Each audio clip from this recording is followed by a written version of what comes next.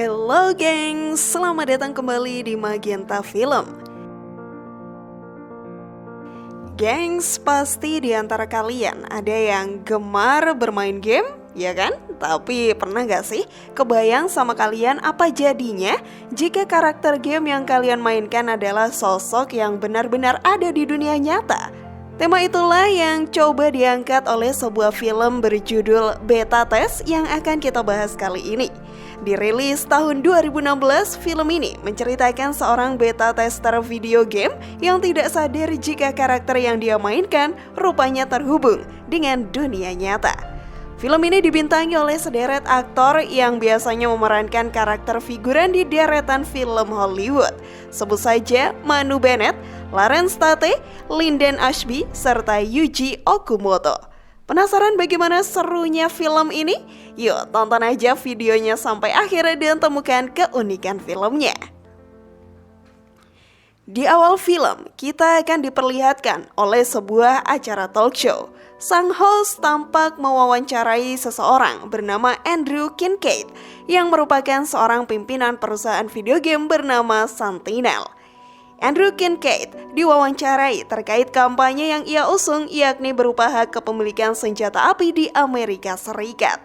Beliau berpendapat bahwa hak kepemilikan senjata api harus dibatasi dan bahwa kegiatan kekerasan tembak-menembak sebaiknya hanya disalurkan dalam game saja, bukan di dunia nyata. Selain itu, Kincaid juga membahas tentang kepala keamanan Sentinel yang bernama Orson Creed. Kincaid menjelaskan bahwa Orson dan dirinya kerap berseberangan dalam berbagai hal, dan bahwa Orson mencoba membuat kontrak antara Sentinel dengan pihak militer. Diam-diam Orson menonton tayangan tersebut bersama istrinya Abby. Saat hendak keluar rumah, Orson pun didatangi oleh beberapa pria bersenjata yang lantas menyandra Abby dan memukul Orson hingga pingsan. Scene pun beralih kepada seseorang bernama Max. Dikisahkan bahwa Max merupakan seorang beta tester, yakni orang yang mengetes sebuah game terbaru dan mereview game tersebut sebelum benar-benar dirilis. Max mendapatkan paket berupa sebuah CD game dari seorang kurir yang tampaknya sudah amat mengenal Max. Baru saja Max akan mengetes game tersebut, dia mendapatkan telepon dari pacarnya. Max mendapat informasi dari sang pacar bahwa game yang akan dites kali ini merupakan sebuah mahakarya dari Kincaid, di mana game tersebut akan membuat pemainnya merasa ada di dunia nyata. Let's go. Almost got it.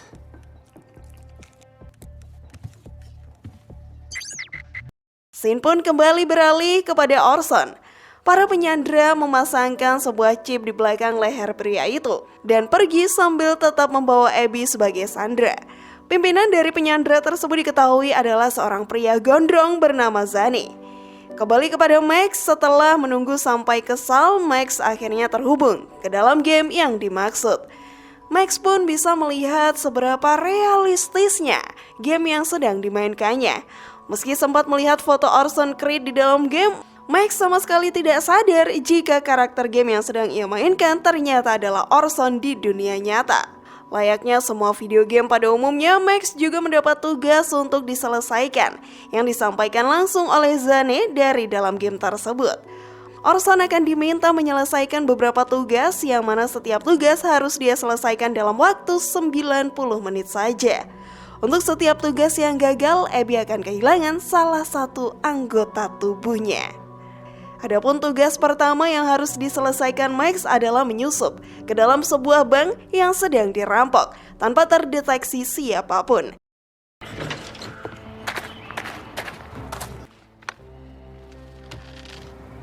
Oh shit.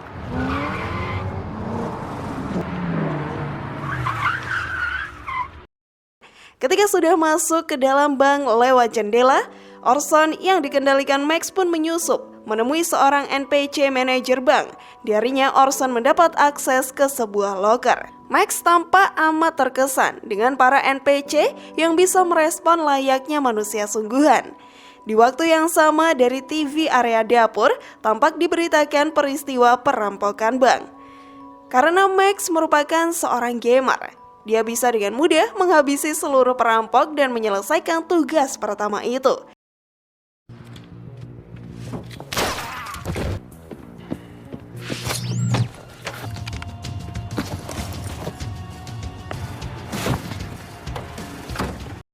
Hingga kemudian Max berniat istirahat sejenak dan mendengar berita perampokan bank yang dimaksud.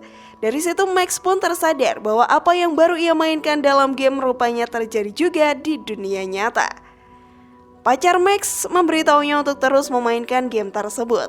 Namun Max yang sudah sadar kini mencoba menelepon polisi. Kemudian dari layar monitor konsolnya Max mendapati sosok Zane yang memperingatkannya untuk tetap bermain game itu hingga selesai. Jika tidak, maka pacar Max akan kehilangan nyawanya. Rupanya pacar Max juga telah menjadi sandera dari kelompok ini. Selain itu, komplotan penyandra tersebut rupanya juga sudah berjaga di luar rumah Max, sehingga jika Max berniat melarikan diri dia akan langsung ditembak. Mau tak mau, Max melanjutkan bermain game. Max mendapat tugas kedua, yakni untuk melindungi seorang peneror sebuah sekolah dari kejaran polisi. Tugas tersebut dirasa amat berat bagi Max, karena begitu tugas itu usai, berita di TV lantas menyiarkan tragedi penembakan siswa-siswa di sebuah sekolah.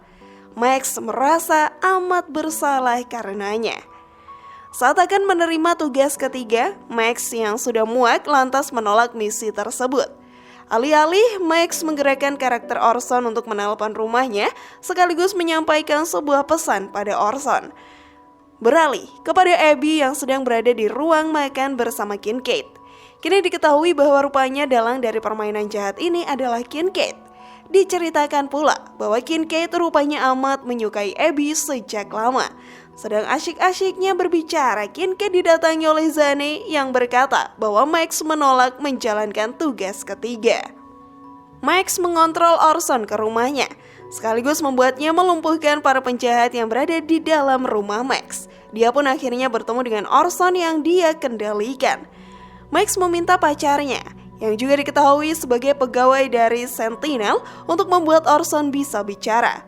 Berkat bantuan Orson, Max mengetahui bahwa rumahnya sudah disadap oleh Sentinel. Max lantas mencabut semua alat penyadap di rumahnya. Setelah Orson bercerita tentang Control X yang merupakan teknologi alat pengendali yang terpasang di tubuh Orson sekarang. Orson berniat untuk menggunakan Control X untuk kepentingan umum, namun Kincaid menginginkannya demi kepentingan dirinya sendiri. Selain itu, Max juga mengetahui bahwa sistem kendali Control X ada pada chip yang menempel di leher Orson. Dengan cekatan, Max memindahkan alat tersebut ke salah satu anggota penyandra yang sempat dilumpuhkan Orson. Kincaid pun muncul di layar utama Max dan memaksa Max kembali bermain game, dan mengancam akan membunuh pacarnya jika dia tidak melakukannya. Setelah itu, Max mendapatkan misi baru. Orson dan Max pun lantas menyusun strategi bersama-sama. Max akan menyelesaikan misinya dengan menggunakan karakter barunya, sementara Kincaid akan menyusup ke markas Sentinel dan membebaskan Abby. Di tengah-tengah misi, Kincaid kemudian menyadari bahwa karakter yang Max kendalikan kini bukanlah Orson. Dia juga mendapat pesan dari Zane bahwa Orson juga terlihat di markas Sentinel. Kincaid menyuruh Zane dan pasukannya untuk bersiap menghadapi Orson tanpa senjata, sebab dia ingin menangkap Orson hidup-hidup.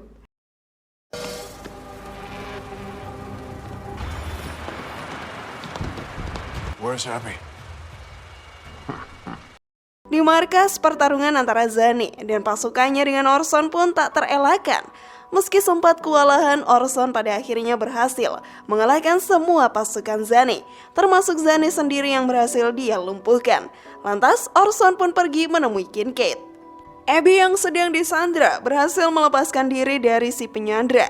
Orson juga sudah terlibat perkelahian sengit dengan Kincaid. Sementara itu, karakter yang dimainkan Max kini sudah tiba di rumah Max dan menghajar orang yang menyandranya.